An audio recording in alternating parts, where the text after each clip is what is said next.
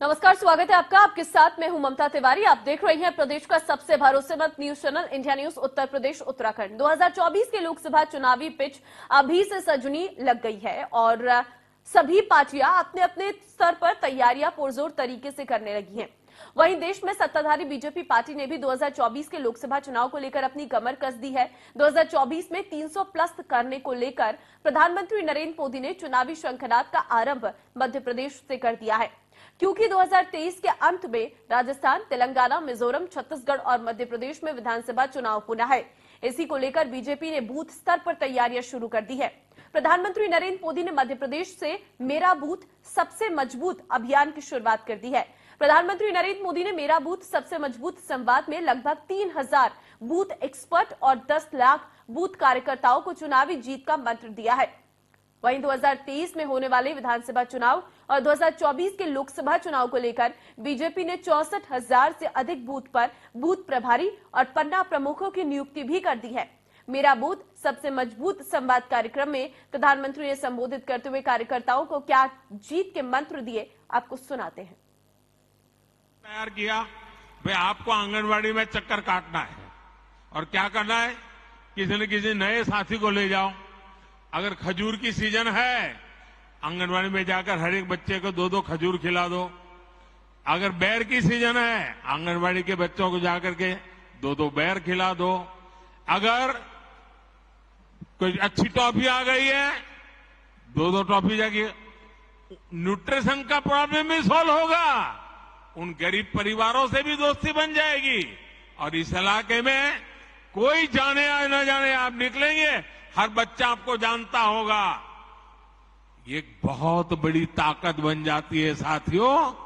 इस ताकत पर हमें जोर देना चाहिए और ये जितना करेंगे, हमें गांव-गांव में, शहर में, कस्बे में जाकर इस तरह से काम करते रहना चाहिए, तब जाकर के हमारे बूथ की ताकत बनती है। वो अमेरिका गए थे और वहां पर जिस तरीके से स्वागत हुआ, वह भारत की छवि और भारत का डंका जिस तरीके से दुनिया में प्रधानमंत्री जी ने अपने नीतियों के कारण खड़ा किया है, उसका एक तरीके से उसको सम्मान मिला और उसका एक स्थान बना है, ये हम सबके ध्यान में आता है। अभी आप अमेरिका में और इजिप्ट होकर के आए हैं। अमेरिका में आज जिस तरीके से आपने वहां चर्चा की और जो समझौते हुए हैं, वो भारत और अमेरिका के रिश्तों को एक नई ऊंचाई पर ले।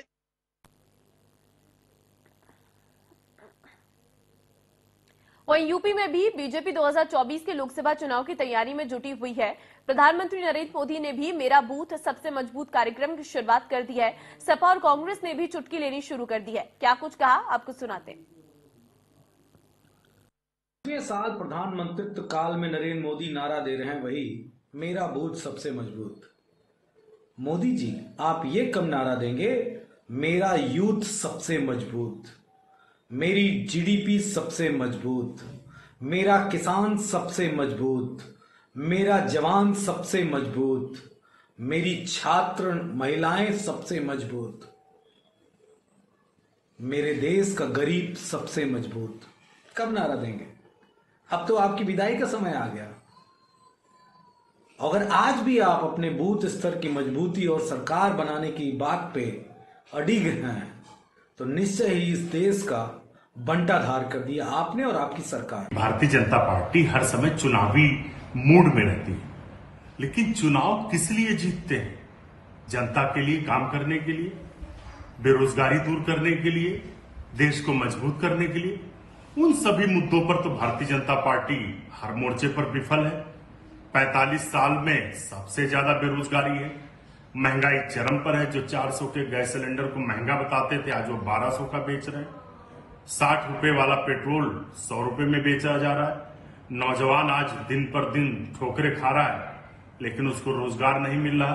उत्तर प्रदेश में 45 साल में सबसे ज्यादा बेरोजगारी है और 17 से ज्यादा पेपर लीक हो गए।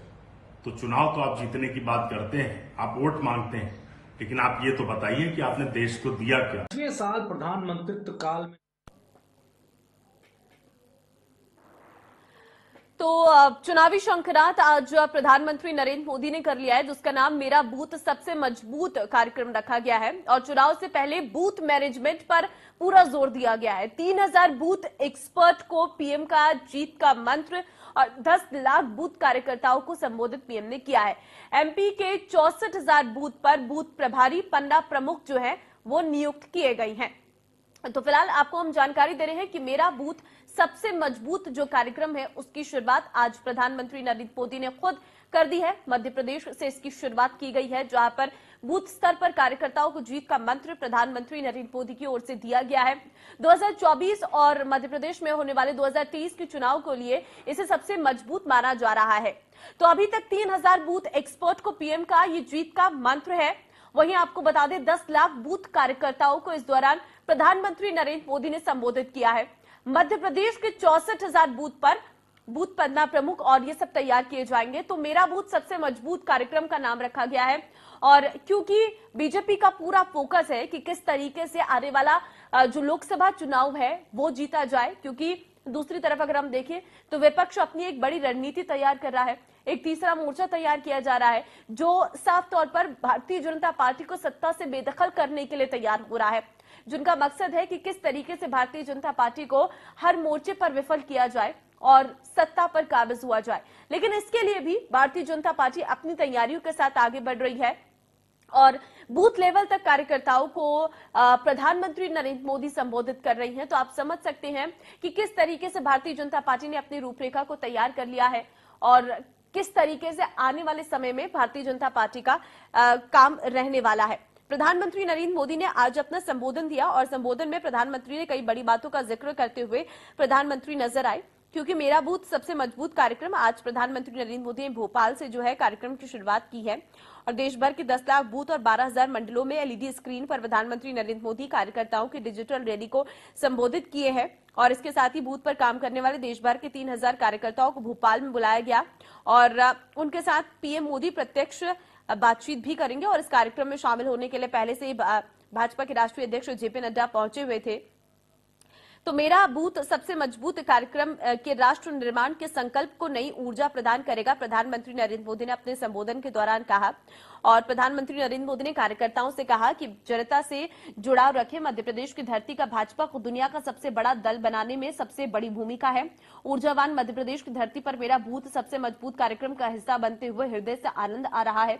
आज 6 राज्यों को जोड़ने वाली 5 वंदे भारत ट्रेन को हरी झंडी दिखाने का प्रधानमंत्री नरेंद्र मोदी ने कहा कि मौका मिला और मध्य प्रदेश को 2 वंदे भारत ट्रेन मिली है।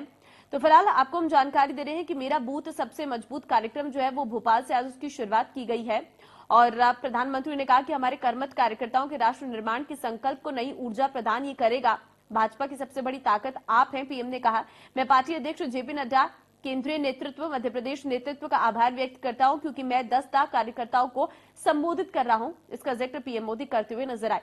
किसी राजनीतिक दल का इतना बड़ा कार्यक्रम नहीं हुआ, पीएम की ओर से कहा गया। बूथ का नेतृत्व करने वालों का सम्मेलन इतिहास में पहली बार हो रहा होगा। आप भाजपा ही नहीं, देश की समृद्धि के मजबूत सिपाही हैं।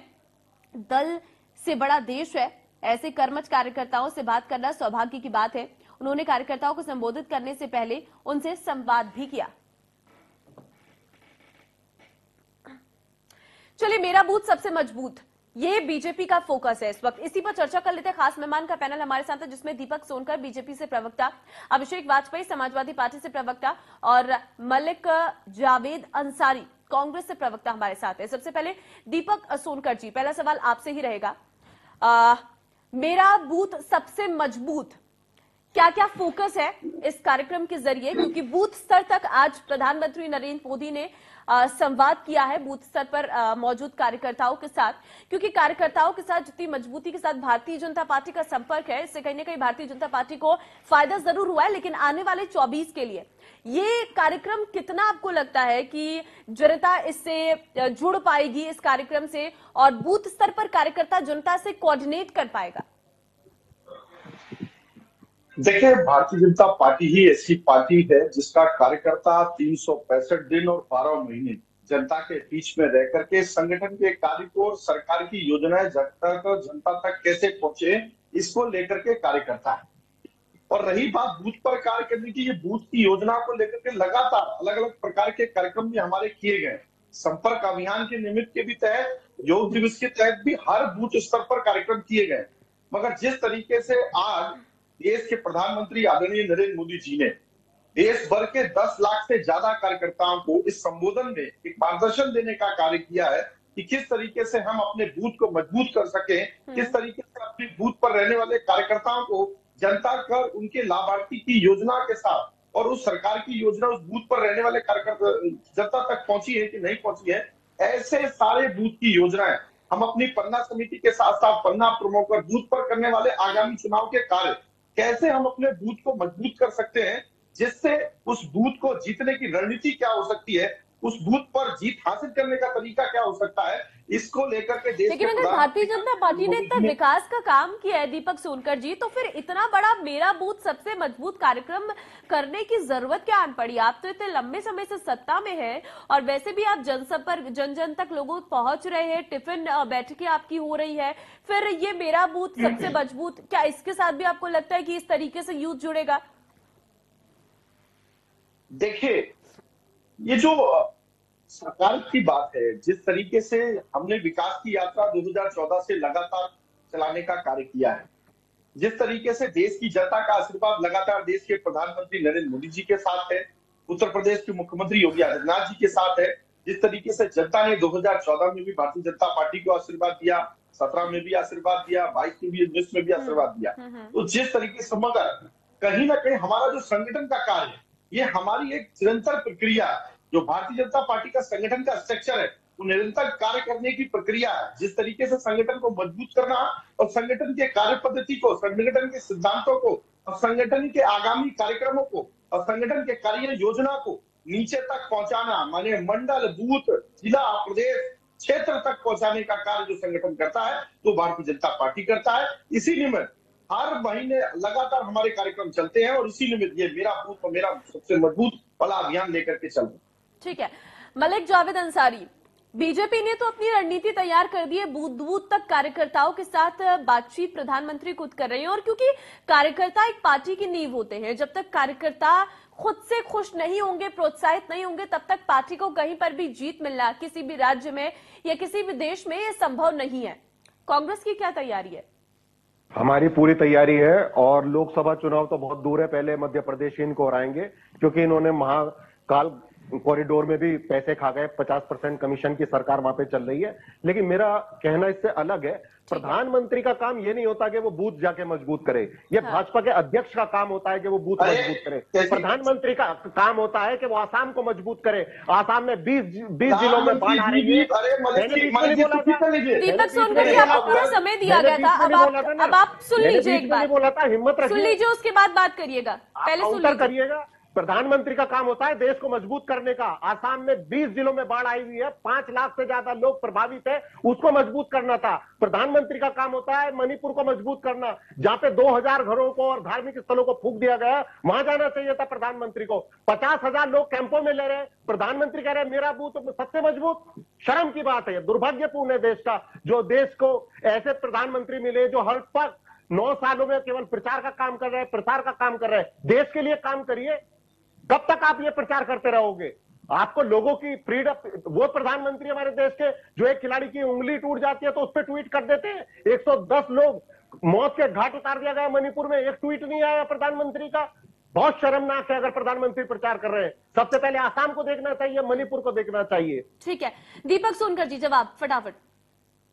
देखिए, देश के प्रधानमंत्री जी भी भारतीय जनता पार्टी के कार्यकर्ता, देश के प्रधानमंत्री किस तरीके से संगठन का सचिव भी मजबूत हो, मेरा मजबूत हो। जब बात आपने आसाम और मणिपुर की करी है, भारतीय जनता पार्टी के लिए और देश के प्रधानमंत्री के लिए मणिपुर भी बराबर है, असम भी बराबर है, मध्य प्रदेश भी बराबर है, और देश की और प्रदेश का हर एक जनता एक एक व्यक्ति महत्वपूर्ण और उस महत्वपूर्ण की निभाने का कार्य किया है।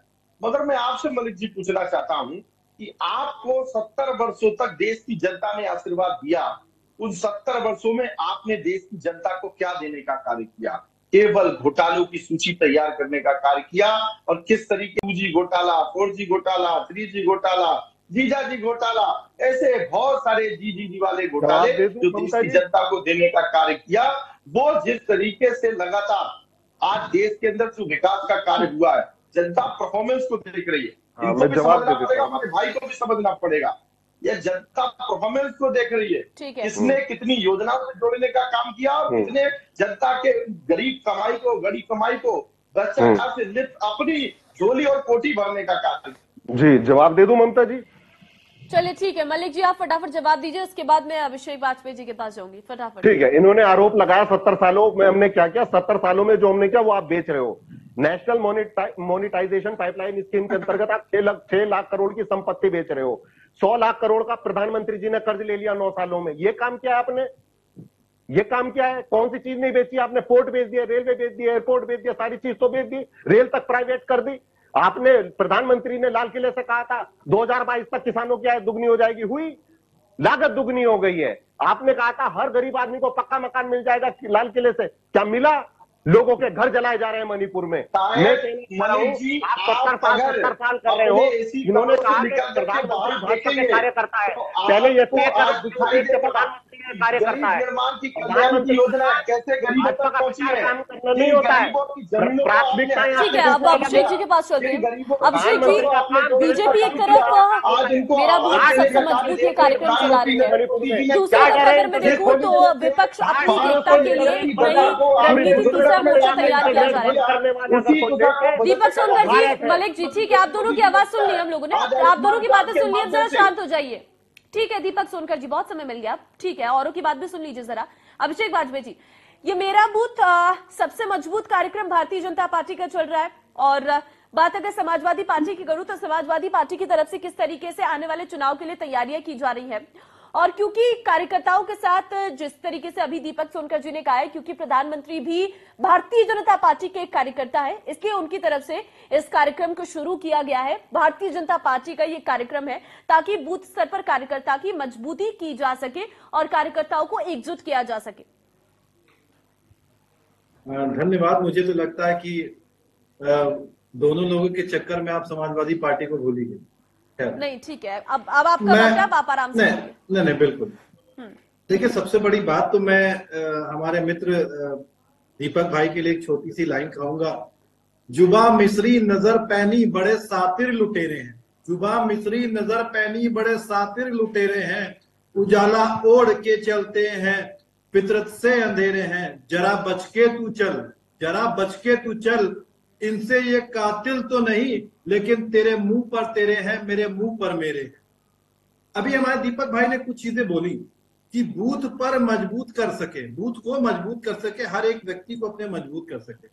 तो मुझे लगता है कि दीपक भाई को शायद वो दिन याद करना चाहिए, और वो कई सारे कार्यकर्ताओं की कंप्लेन याद करनी चाहिए जहां पे राघव वाजपेयी के नाम से एक व्यक्ति जब टेनी जी के पास खड़ा हुआ था, उनसे अपनी पीड़ा बता रहा था, तो टेनी जी ने कैसे गाली दे करके अपशब्दों से उसको पार्टी निकालने से धमकी दिया था।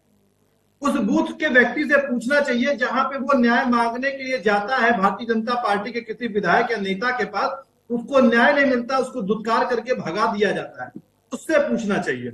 अभी ये लोग टिफिन बैठक कर रहे हैं बहुत सारे, तो मुझे लगता है कि शायद इनको याद दिला दूं मैं कि आदरणीय ब्रजेश पाठक जी एक तहरी भोज में एक दलित भाई के यहाँ गए थे, उन्होंने वहां पे तहरी तक नहीं खाई थी, पूरे मीडिया ने इसको बड़े जोर शोर से दिखाया था। तो क्या वो टिफिन बैठक के तौर पे नहीं तो कम से कम दलित भाई के सम्मान के तौर पे खा लेते जा करके। आपको याद दिला दूं कि दलितपुर में तत्कालीन मुख्यमंत्री जी एक दलित भाई के यहाँ पे गए थे खाना खाने के लिए, किस महिला मंत्री ने उनका खाना बनाया था, कौन सी थाली नहीं आई थी, उसके बारे में भी इनको बताना चाहिए था।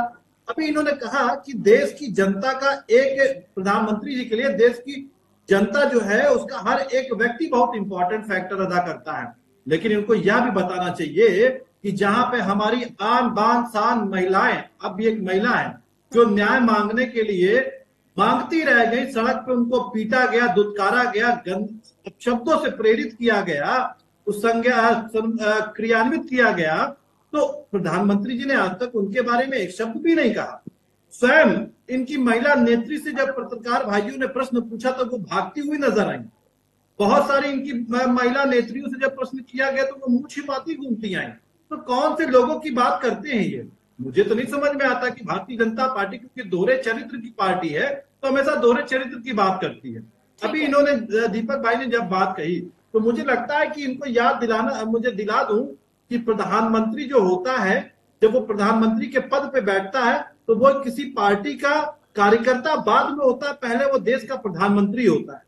प्रधानमंत्री का दायित्व ही ये होता है कि अगर उत्तर प्रदेश से लेकर के मणिपुर तक में भी पूरे भारतवर्ष में कहीं पर भी कोई अभिषेक जी, प्रॉब्लम आ रही है। आप इतनी सारी बातें गिना रहे हैं भारतीय जनता पार्टी की, लेकिन मेरा भी एक सवाल रहेगा। समाजवादी पार्टी, मैं आपके सवाल पे नहीं, आप मेरे सवाल को इतना आपने घुमा दिया कि 2 मिनट तो आप यही सारी कहानियां बताने में लग गए मुझे कि भारतीय जनता पार्टी ने क्या किया, क्या नहीं किया, उनके नेताओं ने क्या किया, क्या नहीं किया। मैंने ये सवाल ही नहीं पूछा था समाजवादी पार्टी की क्या तैयारी है, मेरा तो सवाल ये था। आपकी कोई तैयारी नहीं है, सिर्फ आपकी तैयारी इतनी है कि भारतीय जनता पार्टी ने क्या किया, उनके नेताओं ने क्या किया, यहाँ पर भी आप उन्हीं का बखान कर रहे हैं। आपको मैं याद दिला दूं, देखिए 1 जुलाई को बाकायदा आदरणीय पूर्व मुख्यमंत्री आदरणीय अखिलेश यादव जी का जन्मदिन है, जो कि हम लोक कल्याण यात्रा के रूप में भी निकालेंगे और लोक कल्याण दिवस के रूप में भी उसको मनाएंगे, जहां पे हम लोग बाकायदा जो आदरणीय अखिलेश यादव जी ने जो काम किए थे, जो चाहे वो एम्बुलेंस सेवा के रूप में हो, चाहे डायल 100 के रूप में हो, चाहे वो 33,000 करोड़ रुपए के जो 3 थर्मल प्रोजेक्ट बिजली के लिए दिए थे, चाहे उनकी बात हो, चाहे किसान बाजार की रूप में बात हो, चाहे जो हमने सोलर प्लांट दिए थे जिसको भारतीय जनता पार्टी भूल चुकी है, चाहे उनकी बात हो, चाहे पेंशन योजना की बात हो, चाहे एक्सप्रेस वे की बात हो, हर एक जो आदरणीय अखिलेश, चाहे मेट्रो की बात हो, हर एक काम को गिनाएंगे और जनता जनार्दन को याद दिलाएंगे कि आदरणीय अखिलेश यादव जी ने काम क्या किया है। और मैं आपके चैनल के माध्यम से मैं भारतीय जनता पार्टी के मित्र से कहूंगा, चुनौती दे करके, कि मुझे भारतीय जनता पार्टी के 10 काम उत्तर प्रदेश सरकार की या तो बता दे, या तो केंद्र सरकार की, अकेले केंद्र सरकार की 10 योजनाएं मुझे बता दे जो लोगों के लिए हो। उसके बाद मुझे ठीक है, फिलहाल बहुत कम समय है क्योंकि मुख्यमंत्री का भी कार्यक्रम है, वो भी जरा क्या कुछ कह रहे हैं वो सुनाना पड़ेगा। लेकिन आप सभी का बहुत धन्यवाद तमाम जानकारी देने के लिए। सीधे आपको मुख्यमंत्री के कार्यक्रम में लिए चलते हैं। मुख्यमंत्री क्या कुछ कह रहे हैं, जरा सुनिए। के उद्यमी है, एमएसएमई सेक्टर में जिन लोगों ने काम किया है उनके लिए उस प्रकार की फैसिलिटी भी वहां पर होनी चाहिए, अन्य कार्यक्रमों के लिए होनी चाहिए, क्योंकि यह सेक्टर हमारा एमएसएमई के लिए होगा। यूपी के अंदर बनने वाला कन्वेंशन सेंटर, इसीलिए हम लोगों ने आगे वृंदावन योजना में आगे करने का आगे हम लोगों ने से कहा कि भाई आप उसको आगे लेके जाइए। लेकिन इस यहां पर हमें तत्काल इस कार्यक्रम को करना होगा। और दूसरा, यूनिटी मॉल सबसे अधिक जीआई टैग प्राप्त करने वाले वाराणसी में भी हमें तत्काल इस कार्यक्रम को आगे बढ़ा देना चाहिए। पैसा आज बंधन नहीं है, पैसे की कमी नहीं है। यूपी आज रेवेन्यू सरप्लस स्टेट है, हमें हर अच्छे कार्य के लिए पैसे की कमी नहीं है। आगरा को तीसरे के लिए तैयार कर देना चाहिए, हमें तेजी के साथ इस कार्यक्रम को आगे बढ़ा देना चाहिए और बिना इंतजार के करना चाहिए। ये जो अनंत संभावनाएं हमारे पास हैं, अभी मैं देख रहा था अमरोहा का ढोलक भी जीआई टैग प्राप्त किया है, तो मैंने जीआई विशेषज्ञ से कहा, रजनीकांत जी से मैं यही कह रहा था कि आखिर पीलीभीत की बांसुरी को कब प्राप्त होगा एक GI tag. Meerut sports item के लिए जाना जाता है। इसी प्रकार से प्रदेश के अंदर अलग अलग सेक्टर में आप जाएंगे, फिरोजाबाद में ग्लास का आइटम है, आप कन्नौज में जाएंगे इत्र है, आप मुजफ्फरनगर में जाएंगे 120 वैरायटी के गुड़ आपको प्राप्त हो जाएंगे, वहां पे गुड़ उसकी अपनी विशेषता है। अलग अलग जनपदों में आपको अलग अलग प्रकार का मिलेगा। बुंदेलखंड के जनपदों में आप जाइए, वहां पर आपको अलग अलग जनपद में, जालौन में आपने देखा होगा, वहां का कागज हैंडमेड कागज है, ये उसको एक पहचान देता है। महोबा की अपनी पहचान है, बांदा की अपनी है, चित्रकूट की अपनी है, झांसी अपने अलग प्रोडक्ट के लिए जाना जा रहा है। अलग अलग अलग अलग जनपद ने इस दिशा में बेहतर प्रयास किया है। एक और हमें इधर बनना होगा। दूसरा, विगत 6 वर्ष के अंदर उत्तर प्रदेश के अंदर इंफ्रास्ट्रक्चर डेवलपमेंट के लिए बड़ा कार्य हुआ है। इंफ्रास्ट्रक्चर डेवलपमेंट के लिए हमने उत्तर प्रदेश की इंटर स्टेट कनेक्टिविटी को 4 लेन के साथ जोड़ा है। 54 ऐसे हमारे देश या राज्यों से मिलने वाले, जैसे नेपाल से मिलने वाले जितने भी मार्ग थे, उनको हमने 4 लेन के साथ जोड़ा है।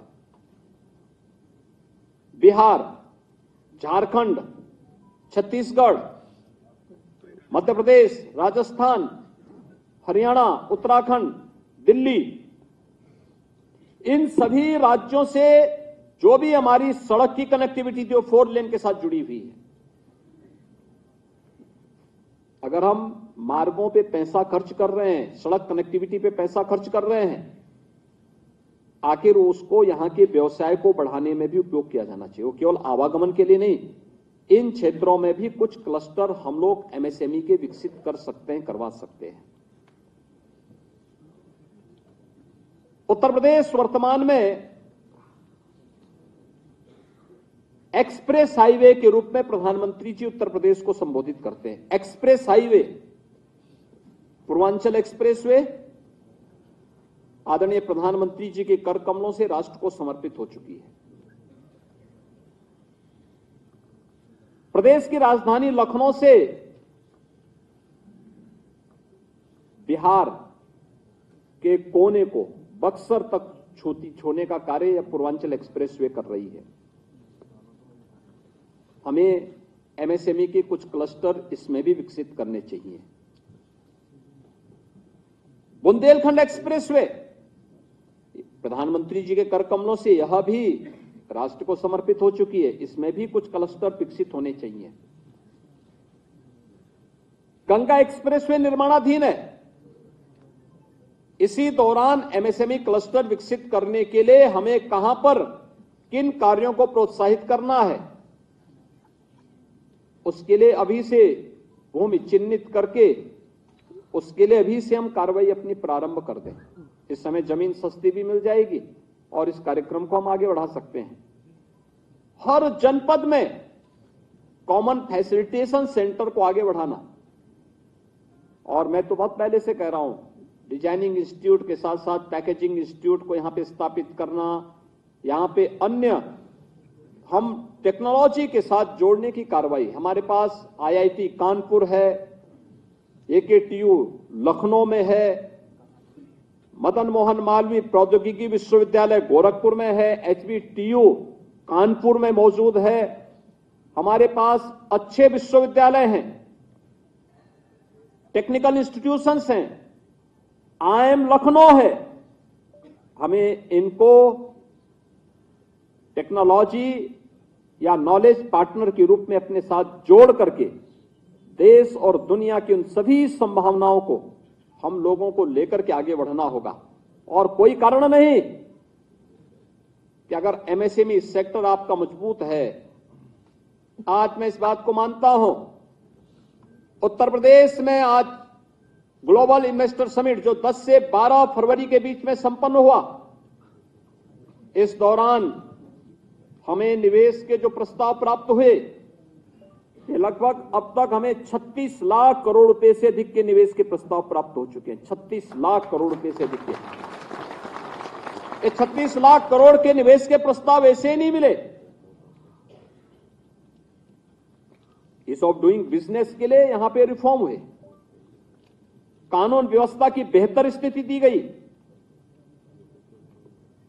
टेक्नोलॉजी का उपयोग करके लोगों को और निवेशकों को बेहतर सुविधाएं देने का कार्य हुआ। लेकिन इसके साथ एक जो सबसे बड़ी बात है, हर उद्यमी इस बात को जानता है कि बड़े औद्योगिक निवेश के लिए जो बेस चाहिए वो एमएसएमई का बेस चाहिए, और एमएसएमई का बेस उत्तर प्रदेश पहले से रखता है। ये उत्तर प्रदेश के साथ पहले से प्लस है कि उत्तर प्रदेश की इन संभावनाओं के साथ देश का और दुनिया का हर बड़ा निवेशक जुड़ना चाहता है। और उन संभावनाओं को आगे बढ़ाने के लिए हमें निरंतर प्रयास करना होगा। और इसी का परिणाम है, हमने जब 2020 में अपनी एमएसएमई पॉलिसी हम लेकर के आए थे, तो एमएसएमई पॉलिसी में हमने इस बात को व्यवस्था दी थी कि एक एमएसएमई यूनिट लगाने के लिए उद्यमी को भटकना क्यों पड़ेगा। हम उसको 1000 दिन की छूट दे रहे हैं। 1000 दिनों के अंदर अपनी यूनिट लगा ले, प्रोडक्शन शुरू करें। अब इस दौरान 1000 दिनों के अंदर वह सरकार की बाकी सभी औपचारिकताओं को पूर्ण करने की कार्रवाई करें।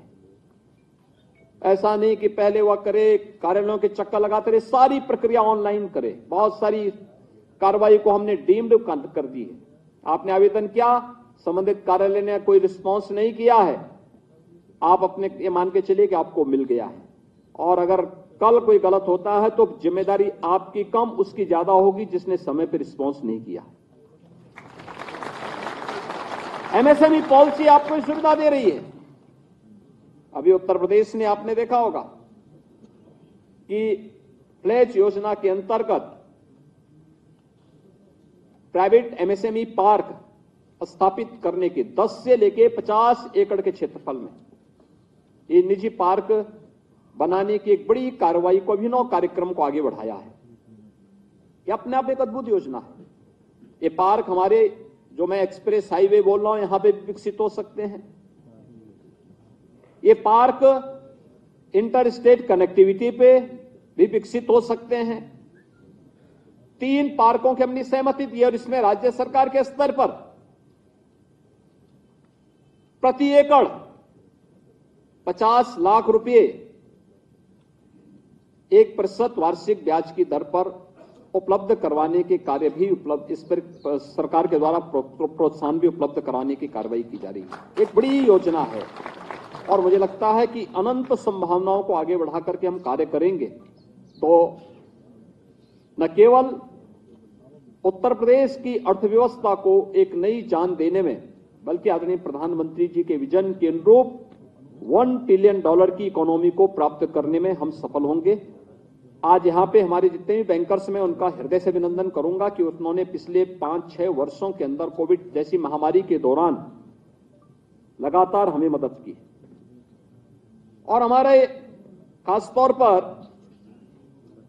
बैंक ऑफ बड़ौदा ने तो उस दौरान, या हमारे जितने भी राष्ट्रीयकृत बैंक थे या प्रदेश के अंदर कार्यरत जितने भी बैंकर्स हैं, इन लोगों ने उस दौरान जब भी हम कहते थे, छुट्टी के दिन भी कहते थे कि आज हमारे प्रदेश के अंदर इतने उद्यमियों के पास या इतने लाभार्थियों के पास धनराशि भेजनी है, वे अवकाश के दिन पे भी कोविड महामारी के बावजूद भी बैंक खोलते थे और उसमें अपना योगदान देते थे।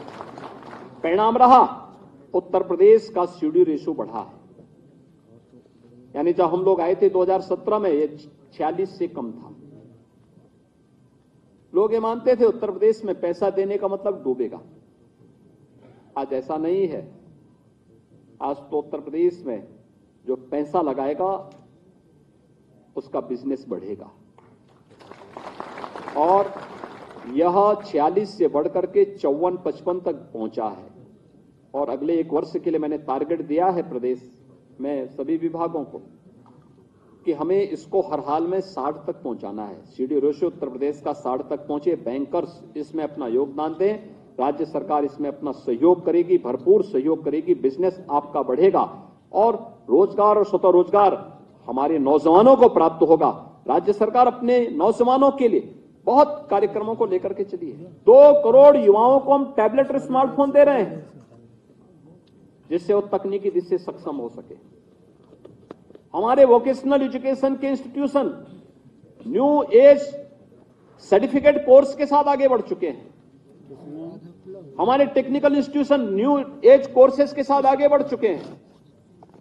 आपने देखा होगा उत्तर प्रदेश, अभी मैं परसों स्वयं कल गौतम बुद्ध नगर जनपद, परसों गौतम बुद्ध नगर जनपद में मैं था।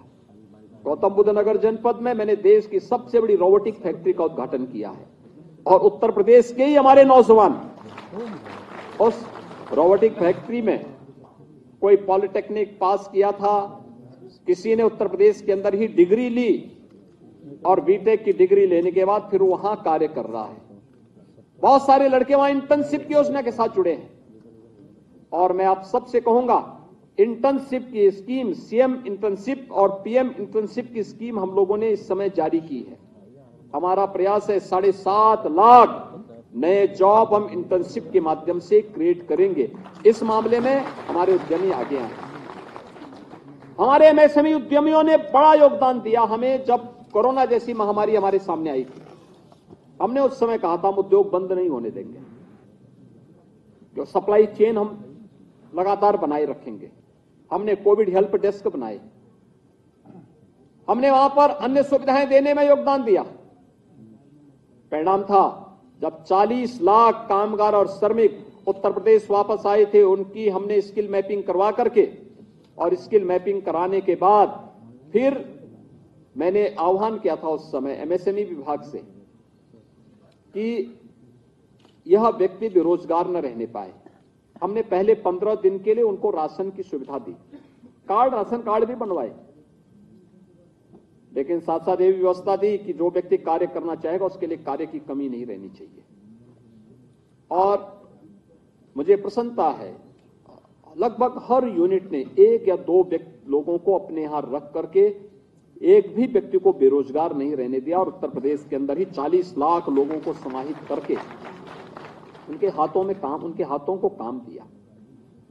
इसलिए एमएसएमई यूनिट की बड़ी भूमिका हो सकती है। घर के अंदर लोग काम करते हैं। अगर आप लखनऊ की चिकन कारीगरी को देखेंगे, कितनी, यानी वो घर घर में एक यहां पे काम होता है, और जितना उनके पास आज के दिन पर लोगों ने ऑर्डर दे रखे हैं, डिमांड है, उतनी सप्लाई नहीं हो पा रही है। उसके प्रोत्साहन, उसके लिए ट्रेनिंग सेंटर, उसके लिए उनको प्रोत्साहित करने के लिए और उनकी कनेक्टिविटी को और बेहतर करने के लिए हमें प्रयास करना होगा। हर एक जनपद में इसी प्रकार की संभावनाएं हैं। उन संभावनाओं को, और मुझे लगता है कि इस सेक्टर में एक नई जान आई है। बखिरा, आज मैं देख रहा था, बखिरा के बर्तन उद्योग को जीआई टैग प्राप्त हुआ है। बखरा कस्बा हमारा बहुत पुराना कस्बा है, और वहां पे मैं आज से 25 साल 30 साल पहले मैं वहां गया था। उस समय मैं देखता था वहां घर घर में बर्तन के काम होते थे। बाद में सरकार को अपेक्षा के कारण एकदम बंद हो गया था। आज देखिए फिर से पुनर्जीवित हो चुका, उसको जीआई टैग प्राप्त हो गया। बहुत अच्छे बर्तन बनते थे बखिरा में, घर घर में उपयोग किए जाते थे। शादी ब्याह में वही बर्तन यहां हमारे यहां उपलब्ध कराए जाते थे। पूर्वी उत्तर प्रदेश में बखिरा के बर्तन की अपनी एक ब्रांड थी, लेकिन 25-30 वर्षों में उसको लोगों ने समाप्त करके, और फिर वो एक प्रकार से मृत प्राय सा हो गया था। लेकिन आज उसको जीआई टैग प्राप्त हुआ है। अलग अलग जगहों पर इस प्रकार की संभावनाएं हैं, और इन संभावनाओं को आगे हम बढ़ा देंगे। एक बहुत बड़ी पूंजी होगी ये यूपी की। और मेरा मानना है कि औद्योगिक निवेश के साथ साथ एमएसएमई सेक्टर को भी बूस्टअप करके, एग्रीकल्चर के साथ साथ इसे भी हम आगे बढ़ा करके उत्तर प्रदेश की इकोनॉमी को एक समय सीमा के अंदर $1 ट्रिलियन की इकोनॉमी बनाने में योगदान देंगे, और एमएसएमई सेक्टर इसमें एक बड़ी भूमिका का निर्वहन करेगा। इस विश्वास के साथ आज मुझे प्रसन्नता है कि आज हमने कई कार्यक्रम यहाँ पर 2 खादी भवन के भी यहाँ पर उद्घाटन किए, जिसमें खादी और ग्रामोद्योग विभाग के द्वारा गोबर गैस आधारित बायोगैस प्लांट और ऊनी धागा उत्पाद केंद्र का भी लोकार्पण आज किया गया है। इसके साथ ही यहां पर एक लघु फिल्म भी प्रदर्शित हुई है, जो सितंबर माह में 21 से 25 सितंबर के मध्य ग्रेटर नोएडा में, मैं यहाँ राकेश कुमार जी को देख रहा था। राकेश कुमार जी यहाँ पे वहाँ के एक्सपो मार्ट से यहाँ पर आए हैं और उत्तर प्रदेश को एक नई पहचान ग्रेटर नोएडा में दे रहे हैं। मैं उनका हृदय से अभिनंदन करता हूँ और विश्वास करता हूँ कि यह जो इंटरनेशनल ट्रेड शो होने जा रहा है, उत्तर प्रदेश के एमएसएमई प्रोडक्ट को एक नई पहचान देगा, और हम सब उसके लिए अभी से तैयारी करें। आज यहाँ पर मुझे बहुत प्रसन्नता है कि एक इंटरनेशनल पैकेजिंग इंस्टीट्यूट की स्थापना के लिए एक एमओयू भारत सरकार से प्राप्त हुआ है। जब माननीय श्री पीयूष गोयल जी पिछले अपने विजिट में यहाँ लखनऊ आए थे, मैंने उनसे अनुरोध किया था। उत्तर प्रदेश में अनंत संभावनाएं हैं, हमारे पास अच्छे डिजाइनिंग इंस्टीट्यूट होने चाहिए, जितनी संभावना हमारे पास है। 96 लाख एमएसएमई यूनिट हमारे पास है। हर जिले की अपनी एक प्रोडक्ट है। विश्वकर्मा श्रम सम्मान के माध्यम से पारंपरिक हस्तशिल्पियों को हम प्रोत्साहित कर रहे हैं। उन्हें हम ट्रेनिंग भी देते हैं, फिर उन्हें हम बैंकों के साथ भी जोड़ते हैं और साथ साथ टूल किट भी उन्हें उपलब्ध करवाते हैं। यानी कितना बड़ा कार्य। कोई जानता, कोई उनको महत्व नहीं देता था और बगैर उनके गांधी जी का सपना साकार नहीं हो सकता। ग्राम स्वराज का सपना हो या विकास, व्यक्ति के दैनिक दिनचर्या के कोई भी कार्यक्रम हो, उनके बगैर नहीं हो सकता है। वो नाऊ है, मोची है, धोबी है, राजमिस्त्री है, वह व्यक्ति हलवाई का काम भी करता है। शादी ब्याह या किसी भी मांगलिक कार्यक्रम में, किसी भी अन्य कार्यक्रम में उसके बगैर सब लोग भूखों रह जाएं, लेकिन लोग उसको महत्व ही नहीं देते। दिया तले अंधेरा जैसी स्थिति थी। हमने उसको विश्वकर्मा श्रम सम्मान के माध्यम से प्रोत्साहित किया। आज परिणाम है, वे ट्रेनिंग लेते हैं। ट्रेनिंग लेने के बाद, ट्रेनिंग के दौरान राज्य सरकार उन्हें यहां से मानदेय देती है। मानदेय देने के बाद जब उनकी ट्रेनिंग पूरी होती है तो उन्हें टूल किट उपलब्ध करवाती है और टूल किट उपलब्ध करवाने के बाद बैंकों से जोड़ करके उन्हें आसान किस्तों पर ऋण भी उपलब्ध करवाती है। हमें ये कार्यक्रम और भी तेजी के साथ आगे बढ़ाने होंगे, क्योंकि पूज्य बापू का सपना तभी, ग्राम स्वराज का सपना तभी साकार हो सकता है जब हम गांव से जुड़ी हुई इस अर्थव्यवस्था को मजबूती प्रदान करने में उनको भी थोड़ा मजबूत करें, वे भी अपने कार्यक्रम के साथ जुड़ सके। माटी कला बोर्ड आज आप देख रहे होंगे कितना अच्छा काम कर रहा है। हमने केवल उनको मिट्टी फ्री की, और मिट्टी फ्री, वे मिट्टी फ्री नहीं उठाते, एक प्रकार से वे हमारे लिए कार्य करते हैं। कैसे? देखिए, वहां हमारे तालाबों से मिट्टी लेके जाते हैं, तो तालाब को खोदने और तालाब के कार्य में जो पैसा हमारा अतिरिक्त लगता है वो हमारा बचता है, लेकिन उसको मिट्टी फ्री में मिलती है। तो बर्तन, मिट्टी के बर्तन सस्ते में बाजार में उपलब्ध करा देता है। एक कॉमन मैन को उसका लाभ प्राप्त हो जाता है। एक चेन जो साइकिल बनी हुई है व्यवस्था की, वह उसी रूप में आगे बढ़ा करके वो कार्य करता है। बहुत अच्छा काम इस सेक्टर में वे सभी हस्तशिल्पी कर रहे हैं, जिनको सरकार के प्रोत्साहन की थोड़ा से सरकार के स्तर पर सहयोग की आवश्यकता थी। और मैं इस संबंध में आप सबसे अनुरोध करूंगा कि हम उत्तर प्रदेश की इन संभावनाओं में अपना योगदान दें। राज्य सरकार इस सेक्टर को और मजबूती के साथ आगे बढ़ाने का कार्य करेगी और आदरणीय प्रधानमंत्री जी के विजन के अनुरूप उत्तर प्रदेश की अर्थव्यवस्था को मजबूती प्रदान करने के साथ साथ यहां के नौजवानों को, एमएसएमई सेक्टर में कार्य करने वाले जितने भी उद्यमी हैं, इन सभी को भी हर प्रकार का सपोर्ट करेगी। आज के इस अवसर पर, एमएसएमई दिवस के अवसर पर, मैं आप सबके प्रति अपनी शुभकामनाएं देता हूं। धन्यवाद। जय हिंद। बहुत बहुत धन्यवाद माननीय मुख्यमंत्री महोदय। आपके आशीर्वचन के लिए हम हृदय की अतल गहराइयों से आपके आभारी हैं। और अब मैं स्टेट लेवल बैंकर्स कमेटी के राज्य समन्वयक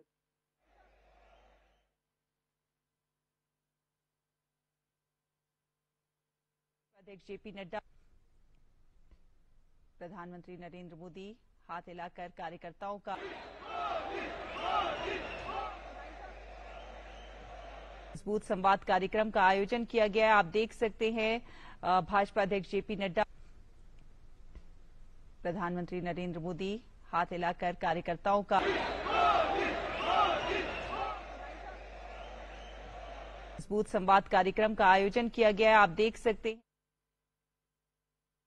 अभी तक आपने सीएम योगी को सुना है। हम खबर में आगे बढ़ते हैं। देहरादून से बड़ी खबर आ रही है। मेरा बूथ सबसे मजबूत अभियान का आगाज भोपाल में पीएम मोदी ने किया। अभियान का आगाज पीएम ने 10 लाख कार्यकर्ताओं को दिया जीत का मंत्र। कार्यकर्ताओं में देहरादून से वर्चुअल जुड़े हैं सीएम धामी। प्रधानमंत्री नरेंद्र मोदी इस कार्यक्रम में थे। उन्होंने कई मुद्दों पर अपनी राय रखी है। कार्यकर्ताओं से संबोधन करते हुए नजर आए थे पीएम मोदी। कार्यकर्ताओं से बात करते हुए उन्होंने जीत का मंत्र दिया है। किस तरीके से जनता के बीच में जाना, किस तरीके से जनता से बातचीत करना है, किस तरीके से अपनी मजबूती जनता के बीच में बनाना है, इन कई मुद्दों पर प्रधानमंत्री ने बात की है।